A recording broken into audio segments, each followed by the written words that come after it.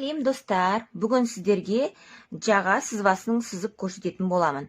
Міндетті түрде каналға тіркеліп, лайк қойып, қоңырауды басуды ұмытпаңыздар, алдағы жаңа сабақтарды жіберіп алмау үшін. Ондайша біз сабағымызды бастаймыз. Енді сіздер осылай екі бүктелген қағаз аласыздар, обой қағаз болсын, осылай екі бүктелген болу керек. Осылайнан қағазымыздың біздің ені 8, мында да 8. Мына жақ ені де 8 сантиметрден болады. Енді ұзындығын қалай табамыз? Ұзындығын табу үшін сіздер өздеріңіздің мойын айналасын өлшемін аласыздар. Мысалы, ошы, охват шея. Ошы менде 18. Сіздер өздеріңіздің өлшемдеріңізді аласыздар. 18, міне қараңыздар. Осы жерден 18-ді белгілеп аламыз.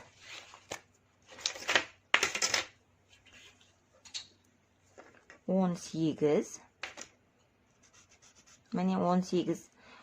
Енді осы 18-ге тағы да 5 сантиметр қосасыздар. 5. Міне 5. Мына жерді белгілеп аламыз 5-ті. Мына жер 5. Осы 5-ке тағы да 3. Міне 3. Көрдіңіздер ме? Сонда мына жерге дейін 18. Одан кейін 5 сантиметр қостық, плюс 5. Плюс 3. Осылай белгілеп аламыз. Бұлай бастырып қойын. Енді сызық жүргізіп аламыз.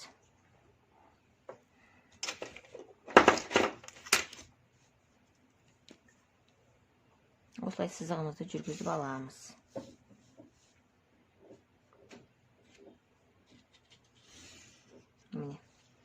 Жүргізіп алдық.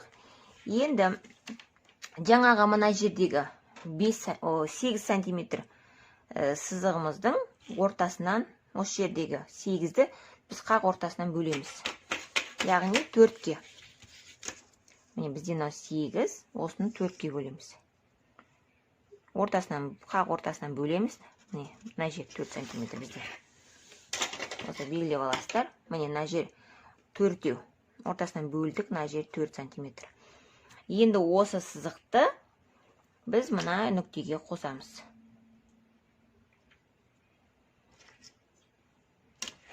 Міне, осы нүктеге қосамыз.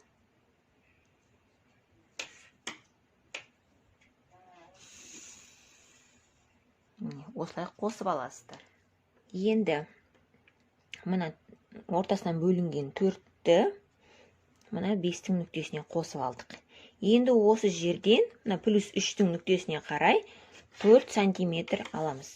Яғни, қараңыздар, мына нүктеден бастап, сіздер сызғышты бұрасыздар, осылай 4 сантиметрге келгенге дейін. Көрдіңіздер ме, міне? Осылай 4 болғанға дейін сызғышты бұрасыздар. Міне, осы жер 4. Осылай сызып аласыздар. 4 мына жер, көрдіңіздер ме? Осылай сызып алдық. Енді мына тұрған сызығымызды, осы сызығымыздың ортасынан белгілеп, астыға қарай 1 сантиметрге түсіреміз. Мына жерге. Осылай астыға 1 сантиметр беріп алдық. Енді осыны қиғаштап, осылай сызамыз.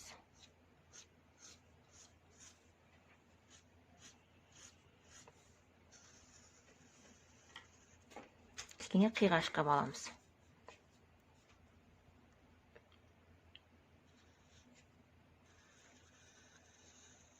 Осылай қиғаш қып сызып алдық. Осылай. Енді мына жерде бізде 4 қой. Осы 4-тің сызығы бойынша қалған жердің барлығын осылай өлшейміз 4-4-тен.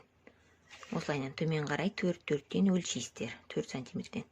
Жаңаға сызып алған сызығымыз бойынша астыға қарай 4 сантиметрден белгілейміз бар жерді. Осылайнан. Осылай 4 сантиметрден белгілеп аласыздар. Одан кейін барып, жаңағы мына нүктелерімізді бір-біріне қосамыз. Көрдіңіздер ме? Әні бұлай қосасыздар.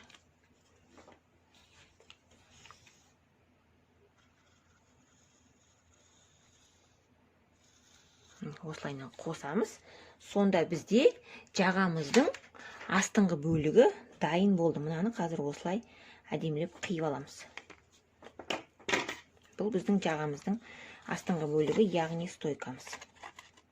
Стойкамыз бізде дайын. Мына жерде әдемілеп сызасыздар ғой. Менде мына жерде камерамен ыңғайсыз болып тұр. Сіздер өздеріңіз әдемілеп сопақша қылып сызып аласыздар. Көрдіңіздер ме? Мына стойкамыз. Сопақша болады, мына жердің бәрі плавно кету керек сызықтарыңыз. Осылай.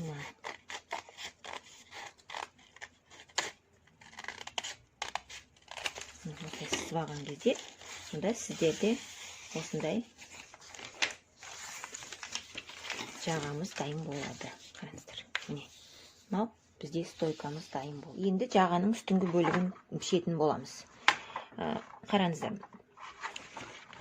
Жаңағындай обойды алдым мен. Қайтадан осылай ортасынан бүктейсіздер.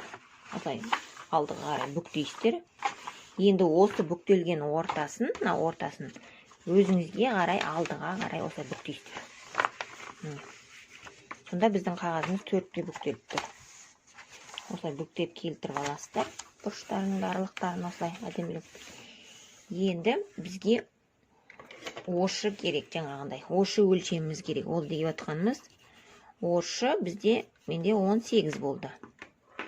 Ошыны жазып алдық. Енді төмен қарай 8 сантиметрден төмен қарай түсіріп аламыз. Осылай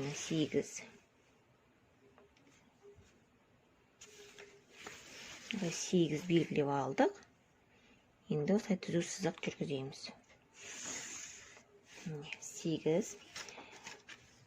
Біздің ошымыз 18. 18 сызып аламыз мына жерден. 18. Міне, 18 бізде мына жерде.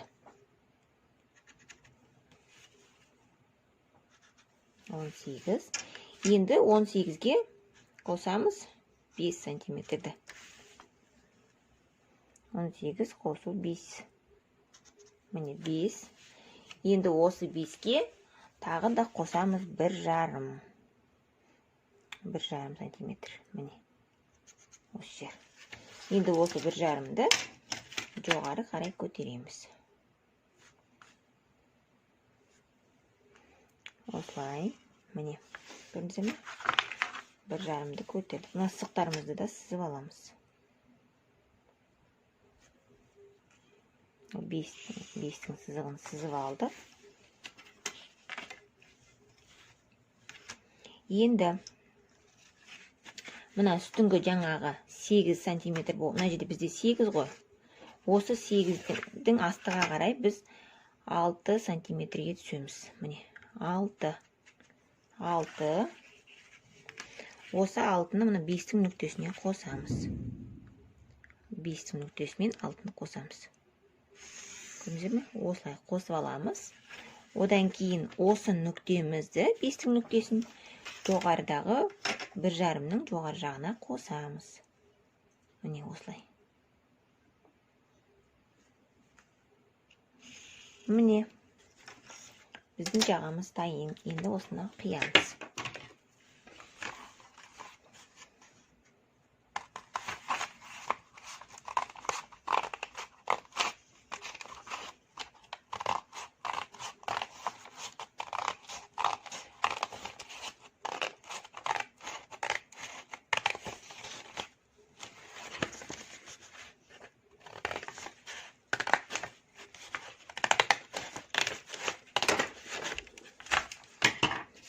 Қиып алдық.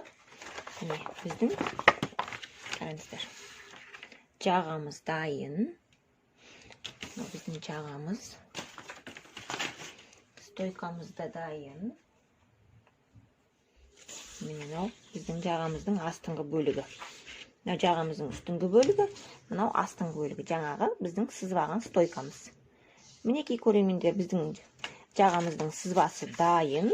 Осы сызбамен өздеріңіз қалаған киімдеріңізді тігіп алсаңыздар болады. Назарларыңызға рахмет. Каналға тіркелуді ұмытпаңыздар.